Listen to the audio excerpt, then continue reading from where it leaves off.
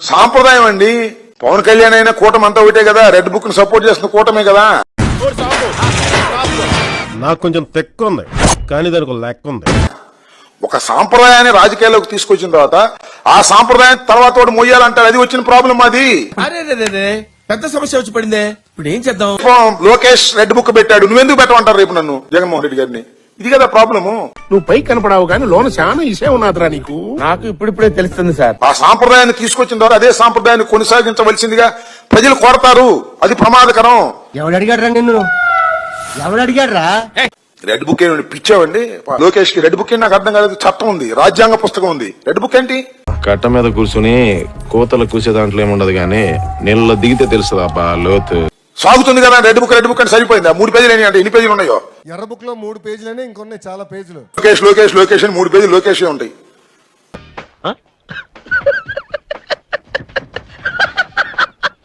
కడమ పేజీలు వాళ్ళే ఉంటారు, చూసుకోమనండి. పిల్లకాకి చేస్తున్నటువంటి పనులు ఇవి. ఉండేలు దెబ్బ పడుతుంది. ఎవరికి ఎప్పుడు ముహూర్తం పెట్టాలో నాకు తెలుసురా భయ్. నారా చంద్రబాబు నాయుడు గారు most experienced person in India political. Final గా మీరు మీరు ఇవాళ మమ్మల్ని దూషించేటటువంటి కార్యక్రమం అనవసరంగా అన్యాయంగా జగన్మోహన్ రెడ్డి గారిని, వైఎస్ఆర్ కాంగ్రెస్ పార్టీని ఆడికి అలాగే అవ్వలేరా? అదేంటి పోలీసులు కొట్టరాయండి అంటే పోలీసులు కొట్టమని నాకు అర్థం కదా. నీకు ఏదో బొచ్చు అర్థం కాదు. నీకు ఏదైనా చెప్తే సంజన చెప్పాలి, లేదంటే సుకన్య చెప్పాలి. దాని గురించి మాట్లాడితే నా నోట నుంచి మంచి మాట్లాడారు చెప్తానా. వాళ్ళిద్దరు చెప్తే నీకు అర్థం అవుద్దురా.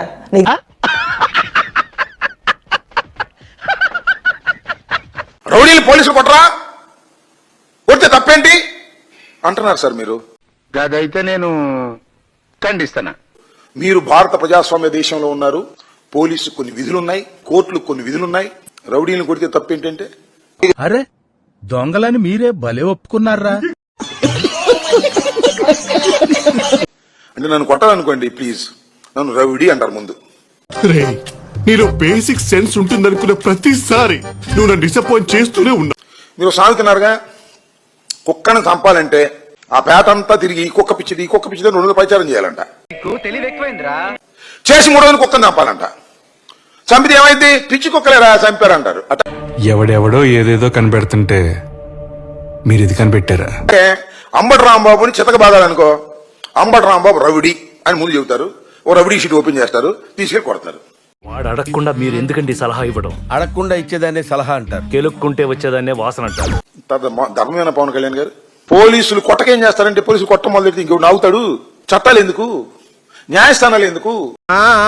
కూసేగాడిది వచ్చి మేసేగాడిదని సెడదే సార్, అదే సెడగొట్టిందని. మీరు ఇవాళ ఇష్టం వచ్చినట్టుగా రోమాలు తీస్తాం, అరిచేతుల్లో గీతలు చెరిపేస్తాం, రవిడీజాన్ని కొట్టేస్తాం, పిచ్చి పిచ్చి మాటలు మాట్లాడేటువంటి కార్యక్రమం చేస్తున్నారు. చూసారా, అడిగిన దానికి సమాధానం చెప్తే తెలివితేటలు అంటారు, చెప్పకపోతే పొగరంటారు.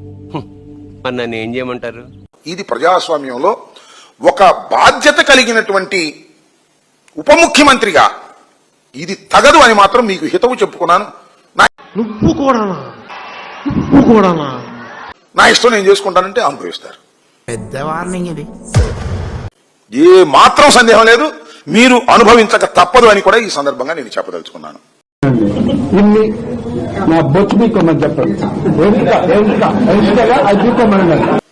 అసలు రౌడీజం అంటారు, అదేమంటే